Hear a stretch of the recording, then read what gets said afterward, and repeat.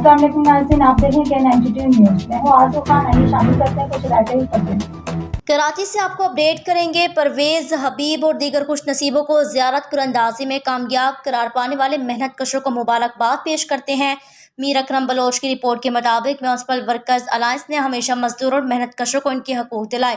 हिंदू व मसीही कम्युनिटी भाई अपने अपने मुकद्दस मकामात की ज़ियारत हर साल की तरह इस साल भी अपने मजहबी फरीज़ा अदायगी और दुआओं में कराची म्यूनसिपल वर्कर्स अलायंस की आदत को याद रखें।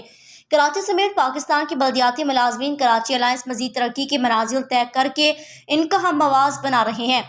Sindh solid waste management board के डायरेक्टर ऑपरेशन व कायम मकाम सेक्रेटरी तारिक अली निज़ामानी, इनकी पूरी टीम और खसूसन साबिक MD ज़ुबैर अहमद चन्ना साहब ने भरपूर कोशिशों के बाइस बोर्ड से मुलाजमीन के मेडिकल के पिछले साल अप्रूवल पर तहे दिल से शुक्रिया अदा करते हैं। हम मौजूदा नाम नहाद MD से दरख्वास्त करते हैं कि सिंध सॉलिड वेस्ट बोर्ड से मुलाजमीन की अप्रूवल शुदा तमाम मराज पर अमल दरामद यकीनी बनाएं।